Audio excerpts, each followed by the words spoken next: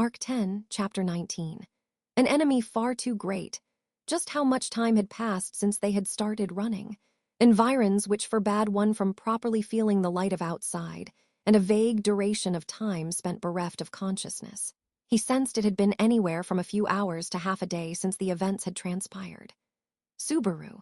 Seems like we've miraculously thrown off the pursuers, though, regulating his heavy breathing whilst wiping the sweat ambling down his chin, Subaru looked backward amidst the tepid stench to make sure there were no inaudible footsteps of any invisible pursuers.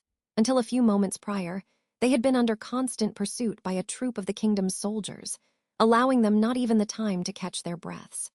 Their paths blocked, escape routes lost, the choices of either being caught or forcibly breaking through flickered within their heads incessantly. They made it out by a hair's breadth at every turn. Subaru. We got through it somehow thanks to that profusely massive earthquake, which reminds me, I don't recall ever experiencing an earthquake since I came here, so what was up with that? Beatrice. Betty was also astonished by that rumbling, but for now, it is a chance for us, in fact. Subaru, hold your arm out, I suppose. Betty will apply some healing magic to your burns, in fact. Subaru. Yeah, that's a huge help. Saying so, Subaru lowered Beatrice to the ground after having carried her in his arms the whole time. Beatrice opened and closed her palm as though to ascertain, after which she cloaked Subaru's right arm, the arm wrapped in a handkerchief in place of bandages, in a pale, healing light. Feeling the dull, constant pain he had borne subside, he inadvertently let out a lengthy sigh. Beatrice, so you really had been grinning through the pain, I suppose. Wish you would have said so sooner if it was weighing on you, in fact. Subaru. Nah, it seriously did slip my mind while we were rushing and I just forgot. I'm telling you. Right at the moment things settled down, the pain came back with a vengeance. Hurry up and help me. Beatrice. Yes, a truly helpless child, I suppose. It'll be over right away, so don't be a crybaby, in fact. Subaru. Thank you, Biko Mama. You must be stretched thin on mana, right? Beatrice. To be frank, there is none to spare, I suppose. Subaru. Well, that makes sense. Subaru scratched his cheek with his other hand in response to Beatrice's answer as she treated his burns. It was unavoidable. After all, they had given quite the lavish performance at Miklatov's mansion. After the rapid-fire yin magic of Minya and Shamak, and chaining the use of EMT on top of that, with Subaru as her undependable external mana tank, Beatrice must have been on the verge of running out of gas. More and more, he felt the urge to lament his utter Isekai inaptitude. Subaru, though I was in an excessively good state in the Empire, could it be that when my body was turned small, it was filled to the brim with way more hopes and dreams or something like that? Beatrice. That was an exceedingly unnatural state that distorted your odd, so Betty doesn't have a particularly favorable impression of it, in fact. Don't know how many human body experiments it would have taken to perform that, I suppose. Subaru. Even though he's no longer an enemy. And we've also long left the Empire, the looming darkness of Albartsan, or I should say, of the Shinobi, only continues to deepen most certainly. The task of kneading the odd, equivalent to something like a soul, into whatever shape one so desired did not seem like it would be possible without practice. If that were the case, then it would be concluded that not merely Albart, but the Shinobi village had continued to practice kneading souls, conferring no falsities to the name Vicious Old Man. Crush. It would seem the soldiers were driven to respond to the rumbling from earlier. The vigilance melded into the wind has faded, and the tension has dissolved. It would be safe to say we have thrown them off for the moment. Then, entering the conversation whilst surveying the environs with sharpened eyes, it was Crush, illuminating the sewers with the dim light of a lamp of lagmite ore, her amber iris unconcealed by the eye patch kept narrow. She watched Subaru as his arm was being treated and fell silent. For a moment, Subaru found her reaction dubious, but it immediately came to his mind that it must have been healing light for Crush. It reminded her of something close, something arduous for her to forget. Subaru. I guess it's not something we can talk about right now. In all honesty, the situation was moving with the inordinate momentum of billowing waves. Per Subaru's perspective, since the stage he shared with Al at the Pleiades watchtower, there had constantly been something happening one after another, giving him no time to repose his nerves. The entrance of the Church of the Divine Dragon, Crush's recovery, and the subsequent turmoil at Miklatov's mansion, leading him to now becoming the fugitive Natsuki Subaru. It had been rigorous, even though in truth, he had just wanted to speak about Ferris's dismissal upon meeting Crush. He wanted to verify with Crush her reason and motive behind dismissing Ferris, somehow fumble together onto a point of compromise, and aid the two in mending their relationship in the aftermath of their strife. Ferris would surely call it prideful meddling, but nevertheless he would pay it no heed. Whom an onlooker would deem as an impatient, selfish man of pride, that was precisely who Natsuki Subaru was. Crush, to the both of you. Subaru. Crush, to the both of you I am grateful, for the fact that you ran after me amidst a situation such as that. Subaru.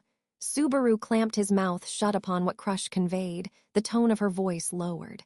Grateful, merely that one word, by his own mind, was far too modest a price for him to indeed feel this half-day spent entirely on the run had been recompensed. But at the very least, had they chosen not to run after her back at that place, they could not have drawn these words from her.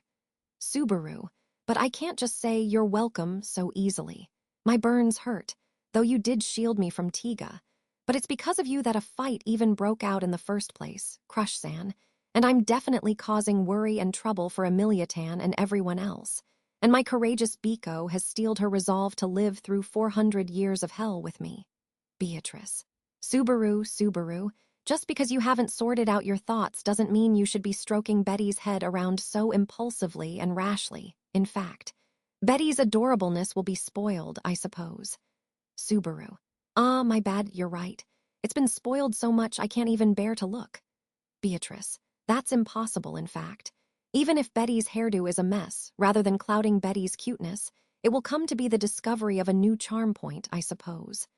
With her hair disheveled by Subaru's hand as he found himself with nothing better to do, Beatrice yelped in defeat, though not going so far as to interrupt his healing. This usual exchange of theirs felt as though it slightly unraveled the anxiety that seemed to have congealed even his organs, a salvation.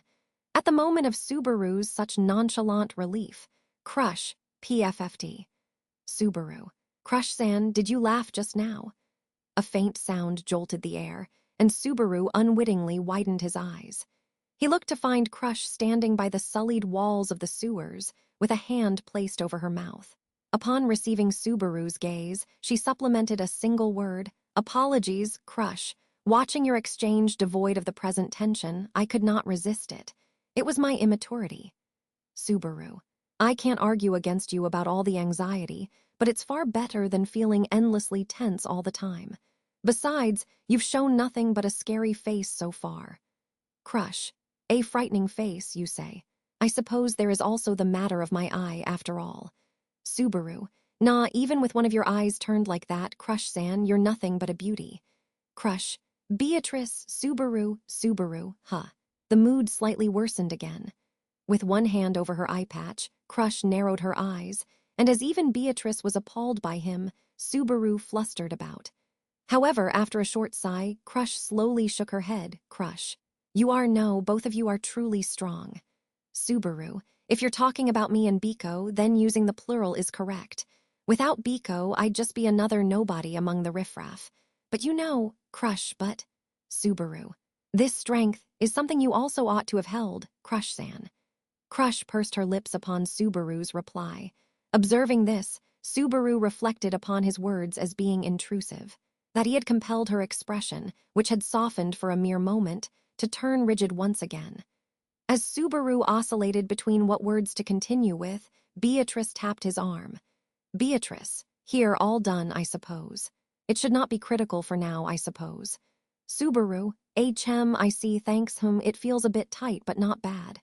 Beatrice, leave the handkerchief as is, in fact. It might feel itchy, but since the skin may become gooey, we'll leave it there to ensure you don't accidentally start scratching, I suppose. Subaru, that's way too damn scary, so I'll bear it in mind. And so, offering twofold gratitude to Beatrice for her well-timed intermission, Subaru once again turned towards Crush. The treatment of his arm had finished, and the pursuers had been thrown off for the moment. With all that, there were a copious number of matters he wished to discuss with her. What he imperatively wished to verify first was, Subaru, Crush-san, do you have any clues out of this situation? Crush, clues, I did prior to things turning to this. However, it was slain to abandon by my own hand. Subaru, based on the way you're phrasing it, could your clue maybe have been? Crush, that is correct. It was Miklatov McMahon, prior to his wicked conspiracy being uncovered. Subaru, oh my God. As she indifferently nodded in assent, Subaru looked up towards the heavens whilst feeling his vision turn black, his gaze bouncing back from the not particularly tall soiled ceiling of the sewers. It was the same for Subaru, so he could not revile it much. But there were an exorbitant amount of impetuses, by which one might consider relying on Miklatov for information pertaining to the kingdom. The fact that even Crush, having been placed into a difficult position as a royal candidate after the matter with the Church of the Divine Dragon, had arrived at the same reckoning, was a testament to Miklatov's eminence. However, Subaru, that's the Miklatov-san who had been harboring a plot to overthrow the nation. Crush, that is correct. Sir McMahon agreeably welcomed me upon my unscheduled visit. However, purporting to have a scheduled visitor he was expecting, he had kept me waiting in a separate room. Subaru, a separate room. What about that? Crush, whilst I was left in the guest room, I witnessed a suspicious wind pertaining both to myself and to the visitor he would subsequently be welcoming in. Therefore, I attempted to go inquire of his intent, when the men in the mansion obstructed my path. The rest is as the two of you already know. Subaru, what we saw, a slain Miklatov, and the servants and guards who had collapsed just as they arrived at the mansion. Even with the chronology of how things had arrived at their executions elucidated to him once again, it was still an answer he could not easily assent to. In the end, the problem was that Crush's basis of distrusting Miklatov was a suspicious wind. Namely, by virtue of the divine protection of wind reading that she possessed. Subaru, albeit a matter of course, Subaru could not share the divine protection of wind reading into which she placed unconditional faith. Hence, beside his desire to trust Crush, he was bereft of confidence. And that was, Subaru, the same as me back then. Whilst conversing with Crush, Subaru savored an emotion as though constricting his chest. A perfect mirror image of a back and forth he had once exchanged with Crush back when the royal selection had barely started, when Subaru's vision had been beclouded by his hatred towards Betelgeuse Romane Conti, the Sin Archbishop of Sloth, who inflicted annihilating destruction upon the Roswell mansion and Arlam village. This situation was utterly identical to that time. Subaru. Back then, my blood was boiling, my eyes were clouded by the fact that nobody believed me, failing to listen even a little bit to what the people around me were saying. His distortion, fully corrupted by hatred and wrath, was seen through by Crush, and she resolutely cast aside his foolishly frenzied stance. Now was a restaging of those positions, inverted. Crush's present words and deeds were the same as Subaru's when he had erupted with ire for not being understood, brandishing information gained by a method incomprehensible to others, named return by death. Needless to say, Crush's conduct appeared to be more reasonable compared to the foolish Subaru of that time. However, contrary to the powerless Subaru, Crush had power and position alike. Subaru, yeah, I can't. Beatrice, Subaru, now that I know she's the same as me, I no longer have the option to abandon Crush-san here, whether I have to help her or stop her. Subaru bit his lip and tightly balled his fists, as Beatrice quietly watched from his side. At that time, Crush had been preparing for the behemoth undertaking of subjugating the white whale. Yet, she continued to patiently face the ignorant, vapid, insolent Subaru. In the end, she lent her ears to Subaru's words and aided him with her power to help realize his ambitions. Now, it was Subaru's turn to do the same. To stand by her side if she was in the right, and to stop her if she had erred, even if it meant standing in her way. For that purpose, Subaru, Crush-san, I am, Crush, pause, Natsuki Subaru. As he almost vocalized the determination he anchored, Crush halted him. However, Crush's looks were far too austere for him to think the wind had been taken out of her sails. She moved closer to Subaru and Beatrice, shielding them in her rear, her eye laser-focused on the murk of the sewers. Subaru looked in the same direction as her vigilance, though nothing reflected in his eyes. Crush. Somebody is there. Even if you conceal your breaths, your emotions mount onto the wind. My eyes shall not permit them escape. Subaru. Didn't we shake off the pursuing soldiers? Crush. It is likely a party bearing a separate motive from them. Allow me to warn you, remaining silent bears you no yield. Otherwise, I shall deem it as hostility. Stranger. Wait. Don't be so hasty, I get it. I get it, all right? Unsheathed before anyone could notice, her poniard in hand, it happened just as Crush poised herself to stand on guard. Pressed by the swell of tension and vigilance in her tenor, a flustered voice responded from the darkness ahead of the channel. Subsequent to his surprise for the veracity of Crush's eye, the voice itself caused Subaru to knit his eyebrows with a hem. A voice that he recalled. Subaru, that voice just now. Stranger, shit. I'll come over to you now, got it. Don't attack, okay? I ain't trying to duke it out with you fucks at all. Crush, that depends on your next move. I shall inform you that I am unable to make any imprudent promises. Having said that, you are 1 and we are 3, you are outnumbered. Subaru. Wait, are you Chin? Crush, what? Keeping her guard up toward the shouting man, Crush raised an eyebrow at Subaru's question. Nestling up beside Subaru, Beatrice also quietly murmured, Chin, Beatrice. Thinking back, that was the man we saw in Prestella, in fact. Subaru. Yeah, that's right. Right now, he's being taken care of at Felt's place. Stranger. And it was that very Felt who told me to come here. Tusk, damn embarrassing. Clicking his tongue in displeasure, the man slowly emerged from the darkness with both hands raised. And as soon as he did so, just as expected, it was the man with Shihaku eyes even nastier than Subaru's Sanpaku ones, Ratchins, one of the 3 Tonchinkan back alley thugs who had, at some point, joined Felt's camp. Subaru. Oh, Chin, it's always a refreshing surprise whenever you show up. Ratchins, shut up, I told you before that my name ain't Chin. It's Ratchins. Beatrice Chin, I suppose. Ratchins, I'm telling you I ain't Chin, you runt. Beatrice. A daring Chin, in fact. Leaving aside Subaru, who was deeply moved by the face he had not seen in quite some time, Ratchins and Beatrice engaged in a fruitless quarrel. In fact, this was the first time he had seen Ratchins since Prestella, specifically. Since they had been caught up together in Sirius's violent display that served as the outset for the witch cult's gathering of good-for-nothings. Of course, his safety had also been confirmed in the aftermath, but it was a great joy to see him so energetic like this. Subaru. Nah, it sure is great to run into a familiar face. I have so many things I want to ask. Crush. Stop right there, Chin, or whatever your name may be. Unlike Natsuki Subaru, I know not of you. Subaru, Crush-san. In contrast to Subaru's instinctive joy upon reuniting with an old acquaintance, Crush cast a sharp gaze towards Ratchins with her poniard in hand, her vigilance not softening in the slightest. Now that she had mentioned it, Ratchins had not stayed at the Water Plumage Pavilion, and since he had withdrawn from the warfront after the initial encounter with Sirius, there was never an opportunity for him and Crush to cross paths. Crush's caution was justified, and just as he thought so, Ratchins, on. For you to say you don't know me, you're pretty damn heartless, ain't you now, Duchess Karsten?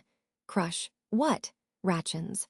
Well, look, I ain't in any position to talk freely with people of haughty high-class status like you, Duchess.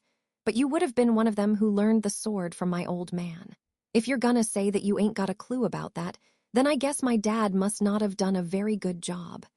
Crush. And, as Ratchins spoke with his long tongue hanging out, Crush wore a perplexed expression. On the other hand, Subaru could not help but be dumbfounded by the stupidly bold nerve of Ratchins. Subaru. Dude, no matter how reckless you are, just running your mouth like that is. Ratchins. I ain't running my mouth.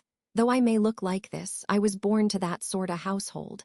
And so, though I can count the number of times on a single hand, I've met the Duchess and her family before. Subaru. Seriously. If you're making this up, you've got a dangerously wild imagination, man. Nevertheless, when someone spoke with this much absolute confidence, it would inevitably start to sound like the truth, proving that the words and hearts of humans could never truly be relied upon. With that in mind, Subaru nervously stole a glance at Crush to glimpse her reaction. Crush. By some possibility, are you the honored son of Rickert Hoffmandono, esteemed for his noble service as the royal instructor? Ratchins. Ha, hear that? Looks like I actually managed to stick in Duchess Karsten's memory. Subaru, for real? Beatrice. He seems to be for real, I suppose. Taking her ample time, Crush produced the name of a single person as if scraping it out from the depths of her mind. And as Ratchins affirmed her identification, Subaru and Beatrice reflexively exchanged glances. To think that Ratchins, of all people, was truly born of Lugunican nobility. Subaru. How did someone like that end up as a thug picking on the weak in back alleys? Ratchins. Shut up. Everyone's got their own circumstances, so don't pry. Beatrice. When it comes to circumstances, Betty and Subaru also have a great deal at the moment, in fact. It would seem that the reason you have made your way here is not unrelated to those circumstances, I suppose. Ratchins, NGH. Subaru. Yeah, it's as Biko says, Crush-san, you can put that down. You don't need to worry about Chin over there, probably. You have my assurance. Crush. Any suspicious behavior, or if the wind so much as stirs, I shall cut him down. Ratchins.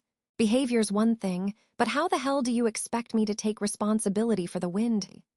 Before Ratchins, visibly trembling as he spoke, Crush slowly lowered her poniard and dissolved her vigilant posture. Though, with that said, she stopped short of returning the blade to its sheath, and she kept a firm watch over Ratchins's conduct with her single eye. Anyhow, Subaru, once again, you did well to come here. How did you manage to track us down? Ratchins. It wasn't any sorta impressive method.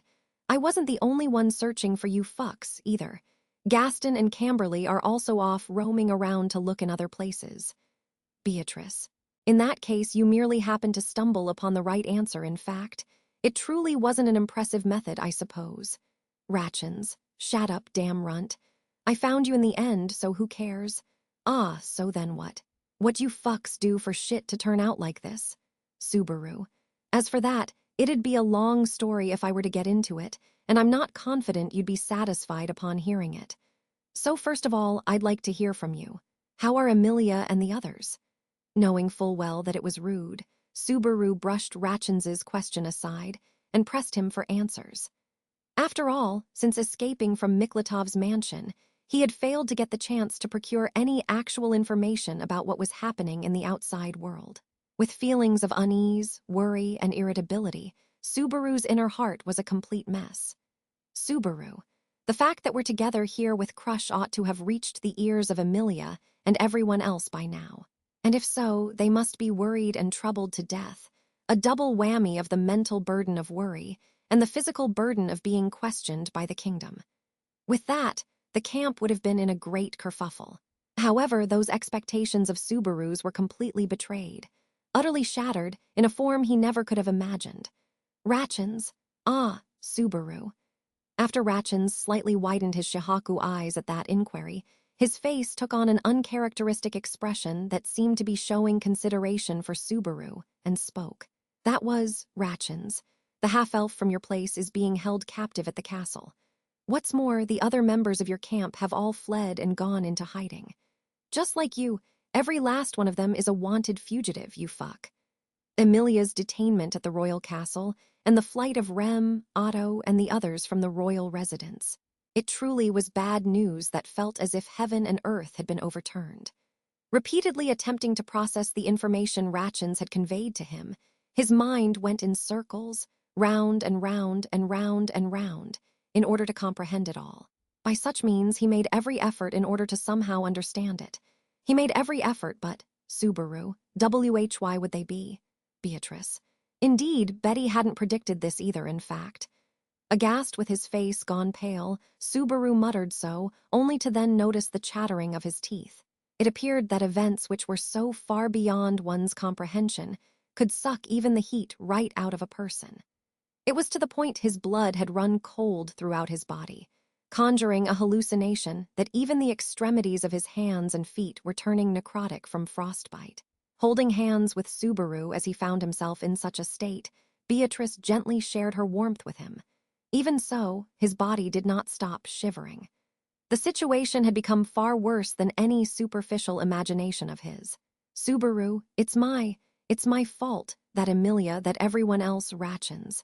Kay, I guess you'd wanna say some worthless shit like that, but quit acting like it's on you, you fuck. Because no matter how you look at this situation, you've been set up. Subaru, eh? With a shrill ringing in his ears and while staggering due to vertigo, Subaru blinked in surprise. His arms crossed. Ratchins clicked his tongue in irritation at Subaru's reaction. Just then, Ratchins had said Subaru and everyone else had been set up as if it was completely natural. Subaru, when you say we're being set up, what do you, Ratchins? It's been one thing after another without any breaks. On the whole, don't you find it strange? Aren't there way too many inconvenient things suddenly occurring all over the damn place? Looking like he wanted to sigh, Ratchins shrugged at the dumbfounded Subaru. In response to his way of putting it, in place of the lethargic Subaru, who seemed like some part of his brain had gone numb, Beatrice responded with, Beatrice. That would be both Betty and the others being pursued, as well as Emilia being imprisoned in the castle, I suppose. Ratchins. That ain't all, though.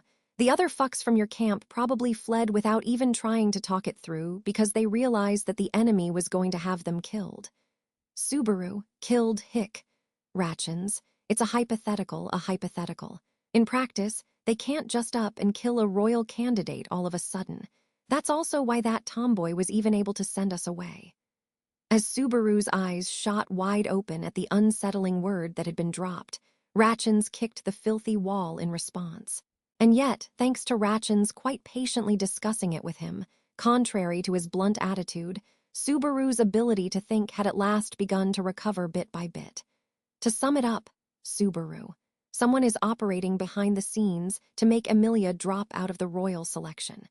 And so, my own actions were skillfully used to that end, causing Emilia to be apprehended and brought to the castle. Otto and the others realized the intentions of the one plotting all of this, and escaped before they lost their own ability to move freely, something like that. Beatrice. There is just one thing Betty would like to add to that, in fact. There is also the possibility that Emilia is not the only one being targeted by that scoundrel, I suppose. Subaru. Not just Emilia. Ratchins. When Subaru, prompted by that being pointed out, raised his eyebrows, Beatrice nodded and pointed with her chin. Following that movement, he looked over and saw Ratchins making a sullen look, poking the inside of his cheek with his tongue. It was clearly the face of someone who had been hit in a sore spot. Subaru. By any chance, Chin, was the reason you came here not just because Emilia and Felt are friends now? Ratchins. Shit, the damn runt noticed something unnecessary. Beatrice. Betty's role is to fill in the gaps where Subaru is lacking, in fact. Besides saying runt over and over again, do you want to be taught a lesson, I suppose, human? Ratchins. In that case, teach your master to call people by their actual fucking names. Raising his voice at Beatrice, with whom he seemed to possess a poor affinity, Ratchins heaved a deep sigh. Then, after hesitating for a bit, Ratchins. It ain't just the half-elf from your fucking group who got captured at the castle. It was Felt too. They dug up some dirt on her, and now that bastard Reinhard has also been prevented from acting freely. Subaru. Reinhard has. Also, Felt's been detained too in that case. What they're targeting isn't Emilia, but the royal selection itself. Ratchins. So slow on the uptake. Anyway, Felt was suspicious of that, and so before she was hauled off to the castle, she gave us orders, saying, Go look for Nig-chan and the others. If you find him, don't leave him alone. Owing to that, I ended up stuck running all over through this damn gutter stench. It was understandable that Ratchins had been reluctant to speak in the sense of it being a disadvantage for his camp, but having that information versus not having it entirely altered the underlying premise. Without a doubt, Subaru had concluded that his own actions had only been used as a way to defame Emilia. But it appeared that the aims of this opponent were on an entirely different order of magnitude. If Emilia and Felt, as well as Subaru and Reinhard, who were involved with them, and furthermore even each of their camps were all at risk of being drawn into this, it was absolutely no accident. It was a clandestine operation aimed at the royal section that would send violent tremors throughout the kingdom of Lugunica. And, Subaru had happened to previously hear a tale of such scale that was far too great. Subaru. Crush-san, did you hear that? What you said before. Raising his head enthusiastically, Subaru invited Crush into the discussion that she had been keeping watch over. Until Ratchins had joined them, Subaru had been unable to place complete faith in the validity of Crush's statements, based on her divine protection of wind reading. However, the muddy torrent of information that he had just been showered with had been enough to confer a certain degree of credibility to those suspicions he had been unable to fully trust. Perhaps the designs of Miklatov that had led to Crush taking up her blade was also a part of this malice attempting to bring the royal selection to ruin. However, Subaru. Hey, Crush-san. Finding her lack of response strange, Subaru looked at Crush and could not believe his own eyes. It was because Crush, standing along the wall, was drowsily nodding off, to start to fall asleep in the midst of a conversation while keeping vigilant. Such a thing was an incongruent behavior provided the situation, and something uncharacteristic of Crush. As Subaru noticed this and spoke up, Crush, looking back at him with clearly vacant eyes, Crush. Apologies, a drowsiness has suddenly come over me. I suspect. It is likely the burden from my left eye, Subaru. Burden to begin with, since when have you had that eye? Crush. I leave the rest to you, Subaru-sama. Subaru, hold on a sec. Perhaps reaching her limit there, he had thought her upper body was just swaying unsteadily, but then Crush suddenly pitched forward and collapsed. As he hurriedly caught her, the poniard slipped from Crush's hand as her strength left her, making a high-pitched clatter upon the floor of the waterway. And yet, the woman herself heeded not such sounds, and began to make the quiet noises of one breathing in their sleep. Subaru, are you kidding me? In the middle of such an important conversation, she fell asleep. Ratchins, oi, what's going on with the Duchess? They're saying all sorts of shit about her, like that she lost her memories, that her body was ruined, and that her mind finally snapped. Subaru, hey, what the hell are you saying about Crush-san? I'll punch your lights out, asshole. Ratchins, I ain't the one saying all that. The hell's up with you, you fuck? Beatrice, enough, in fact. Stop arguing over every little thing, I suppose. From the looks of things, she is merely sleeping, in fact. It seems like she exceeded the limit of her exhaustion, just as the girl said herself, I suppose. Interrupting Subaru and Ratchins, Beatrice peered at Crush's sleeping face, making her judgment. The unconscious Crush did not appear to be suffering in any particular way to Subaru's eyes either. It just looked like a simply exhausted body demanding some deep sleep. Nevertheless, as Beatrice had said, if this was what Crush had stated to be a side effect of the dragon eye, then sure enough, perhaps that unnatural object was not something to be ignored. In particular, Subaru, the sacrament of the Church of the Divine Dragon, and Tiga's testimony. There's no way they're unrelated to the situation where royal candidates are being targeted. Putting it bluntly, the circumstances were such that it was impossible to think that these things were not related. And yet, paradoxically, that directly led to casting doubt on the organization known as the Church of the Divine Dragon. The Church of the Divine Dragon was a religion deeply and strongly embedded within the kingdom of Lugunica. Even if they were to assess them as a potential enemy, just to what extent ought they consider them so? Given the circumstances, he had no choice but to suspect Tiga, but what of Sakura? Of Phylor?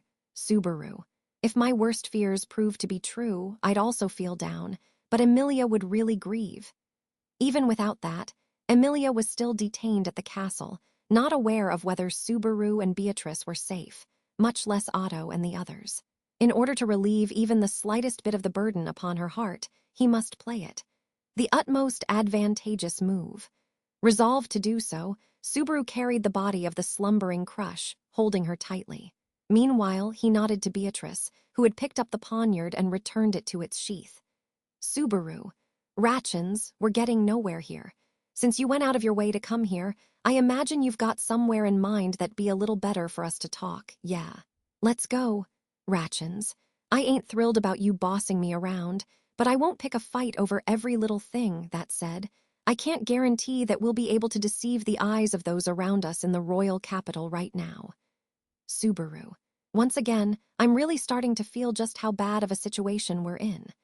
Their enemy was scheming to utilize great, truly great power to entrap Subaru and everyone else. Perhaps the fact that he had been able to join up with Ratchins here, as well as hear the current circumstances from him, was likely nothing short of a miraculous happening where the considerable force of coincidence had taken his side. Or perhaps calling it a miracle might have been an affront to Ratchins, who had tracked them down on Felt's orders. In either case, Subaru, I also want to let Crushsan rest somewhere we can be more relaxed. If we can feel a little more at ease in both body and mind, we should be able to talk things through more properly. So, stranger, you would be in luck for that. Just now, this very moment, this very instant, I was absolutely dying to extend an invitation to the fugitives, throwing the entire royal capital into chaos. Subaru. Wah! In that instant, a voice that stuck out like a sore thumb echoed throughout the sewers, and Subaru, with Crush upon his back, as well as Beatrice and Ratchins, opened their eyes wide in shock and turned around. The voice they heard was veiled amidst the darkness of the waterway, where the meager light of their lagmite ore did not reach. However, Ratchins clicked his tongue in response to that and threw something in that direction. Stranger. Ooh, let there be light, eh? Q-ha-ha-ha, truly thoughtful and attentive. A hard sound struck the floor of the sewers, and subsequently, a white light illuminated that darkness with dazzling brightness. What had been flung was the lagmite ore itself, emitting light upon impact. Just as Ratchins had intended in his split-second judgment, it exposed the form of the party embraced by the cover of darkness to the vision of Subaru and the others, who had swiveled to face it. It was Subaru. A mask! Stranger. Oyoy, the first thing that comes to mind upon seeing me is just a mask. Well, that's far too simply just how it looks, just what meets the eye and not anything more, isn't it? Ponder over it a bit more. Ardently, passionately choose your words, like seducing the woman of your dreams, you. Q-ha-ha-ha-ha. The one who spoke thus, who then broke into a great fit of laughter that caused his body to shake, was a man, and moreover, he could not glean anything beyond the fact that the individual was a tall man. The reason why was because that man was wearing a black costume that concealed his entire body, with his face covered by a clown-like mask. The white clown mask, faintly emerging from within the darkness, only served to underscore the abnormality. Those words and actions, that demeanor, and that vicious gaze directed through his mask. Through their mere 5-second-long encounter, Subaru could immediately understand. This clown mask guy was no decent fellow. As if to prove it, masked man. Go ahead and die, all of you. The only one I have business with is that woman sleeping over there. In an instant, a colossal gout of flames lit up the darkness of the sewers, incomparable to the light of the lagmite ore, and a severe wave of heat surged towards Subaru's party.